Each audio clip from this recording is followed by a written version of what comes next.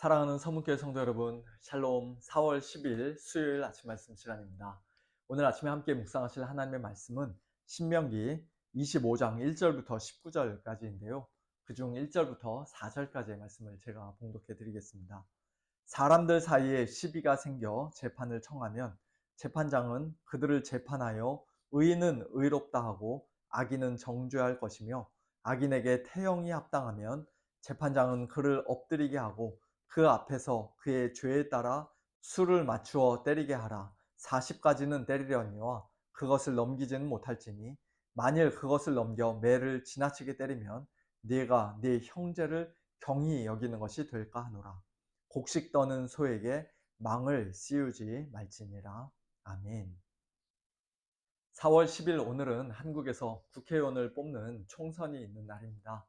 한국 시간이 미국보다 훨씬 더 빠르니까 우리 성도님들께서 이 아침 말씀 영상을 보고 계실 때쯤에는 벌써 투표가 다 끝나고 한창 개표 중일 것 같은데요.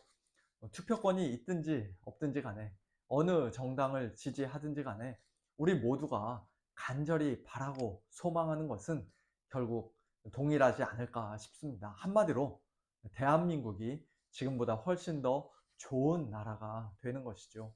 나라를 망하게 하려고, 망하기를 바라면서 투표하신 분은 단 한 분도 안 계실 것입니다. 한국뿐만 아니라 우리가 지금 살고 있는 이 미국도 마찬가지 아닙니까? 미국에서도 올 연말에 대통령 선거가 있는데요. 우리가 개인적으로 누구를 지지하든지, 어느 정당을 지지하든지 미국이 지금보다 훨씬 더 살기 좋은 나라, 정말 좋은 나라가 되기를 바라는 그 마음만큼은 너나 할 것 없이 모두가 다 동일할 것이라 생각합니다. 그렇다면 구체적으로 어떤 나라가 좋은 나라일까요? 단순히 경제적으로 풍요롭고 군사적으로 부강하면 그게 좋은 나라입니까?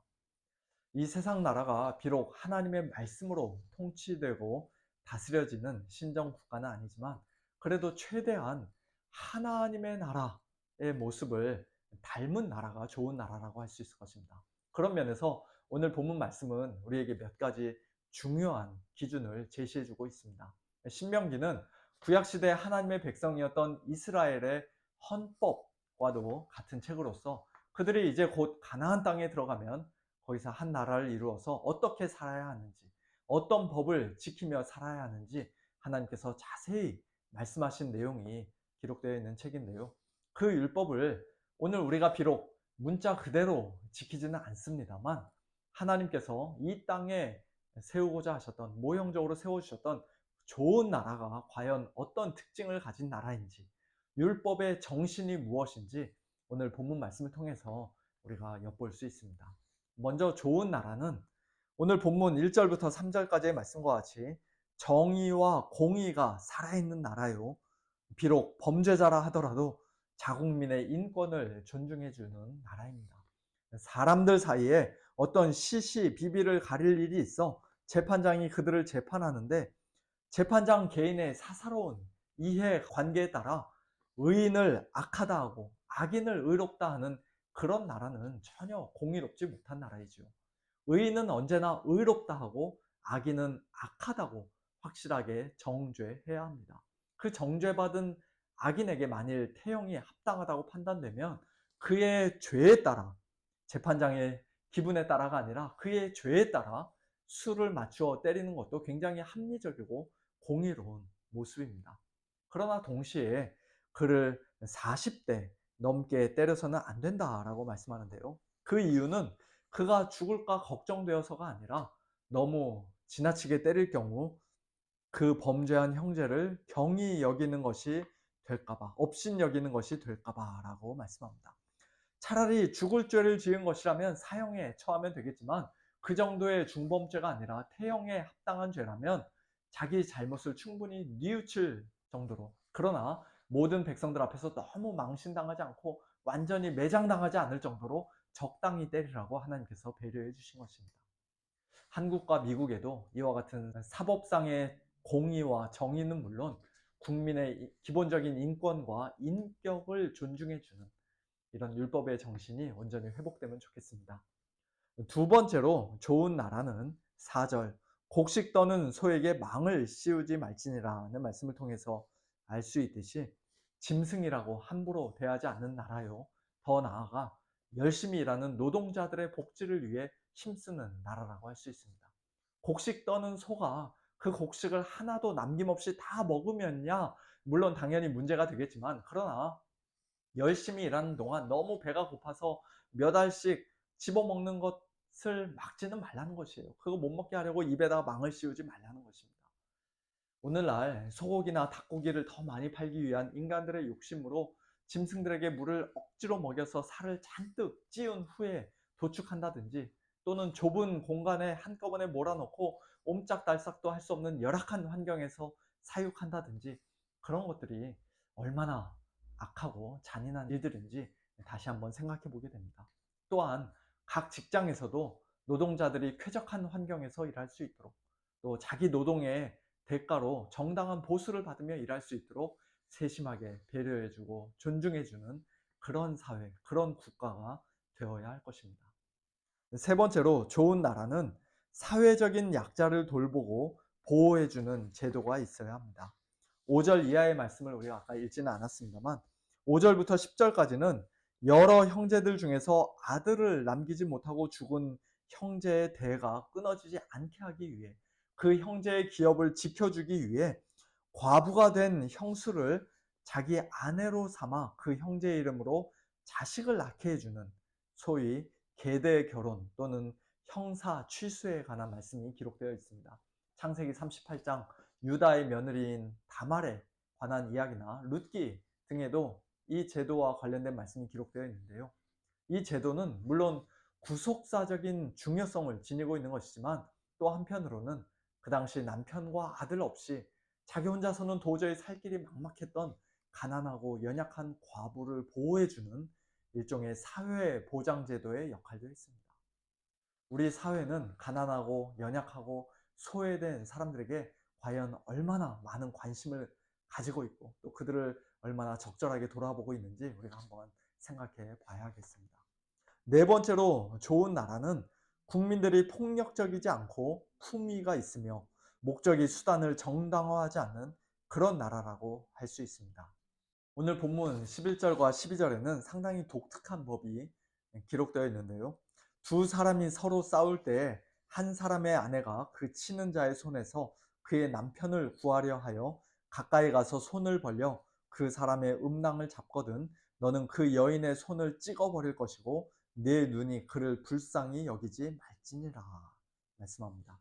이스라엘 사회에서 실제로 그와 같은 일이 있었기 때문에 제정된 법인지 우리가 알 수는 없습니다만, 위기에 처한 남편을 돕고자 하는 아내의 그 동기가 아무리 옳고 선하다 할지라도 상대방에게 수치심과 치명상을 입히면서까지, 더군다나 하나님의 백성으로서의 품위를 손상시키는 비열하고 부끄러운 짓을 하면서까지 남편을 돕는 것은 용납되지 않는다는 것입니다. 목적을 이루기 위해서라면 그게 상대방을 향한 폭력이든 허위 비방이든 온갖 수단과 방법을 가리지 않는 오늘날의 사회에 큰 경종을 울리는 법이 아닐 수가 없습니다. 다섯 번째로, 좋은 나라는 국민들이 서로를 신뢰하는 가운데 공정 거래를 할 수 있는 나라입니다. 13절 이하를 보면 장사하는 사람들이 소비자를 속이기 위한 두 종류의 서로 다른 저울추나 되를 소유하고 있으면 안 되고, 오직 온전하고 공정한 저울추와 되를 사용해야 한다라고 말씀합니다. 이 역시도 경제적으로 온갖 거짓과 사기가, 또 권력자들의 친인척 비리와 특혜가 난무하는 오늘날의 병든 사회가 귀 기울여 들어야 할 말씀임에 틀림이 없습니다. 마지막 여섯 번째로, 17절 이하에서는 일찍이 광야에서 이스라엘이 피곤하고 약할 때 비겁하게 뒤에서 그들을 공격했던 아말렉을 절대로 잊지 말고 진멸할 것을 하나님께서 명하시는데요. 좋은 나라는 외교 관계에 있어서도 비굴한 자세로 굴욕적인 외교를 할 것이 아니라 분명한 역사의식을 가지고 당당하게 임해야 한다는 사실을 우리가 이 말씀을 통해서 유추해 볼 수가 있습니다. 지금까지 좋은 나라의 특징을 아주 간략하게 6가지 생각해 보았는데요. 우리 대한민국과 미국이 그와 같은 나라가 될 수 있기를 위해 우리가 더욱 기도해야 할 것입니다. 그런데 사실 그보다 오늘 말씀을 더 우선적으로 적용해야 할 곳은 바로 우리 교회라고 할 수 있습니다. 하나님 나라의 왕이신 예수 그리스도께서 머리가 되시고 또 하나님의 말씀과 성령으로 다스리심을 받는 우리 교회가 먼저 오직 정의를 물같이 공의를 마르지 않는 강같이 흐르게 하는 하나님 나라의 모습을 온전히 회복해야 합니다.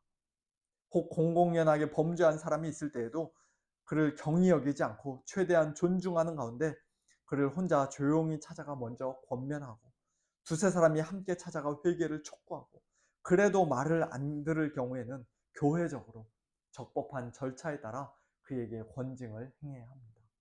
두 번째로 곡식 떠는 소에게 망을 씌우지 말라는 이 말씀을 사도 바울은 고린도전서 9장과 디모데전서 5장에서 특별히 교회의 사역자들을 교회가 성도들이 경제적으로 지원하고 후원해야 하는 것에 적용해서 말씀합니다.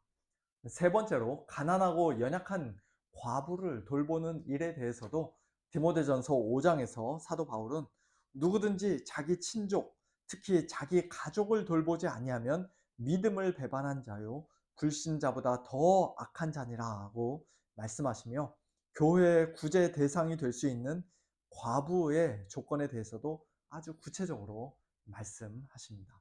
네 번째로 교회야말로 목적이 수단을 정당화할 수 없는 곳이며 어떤 종류의 폭력도 용납되어서는 안 되는 곳입니다.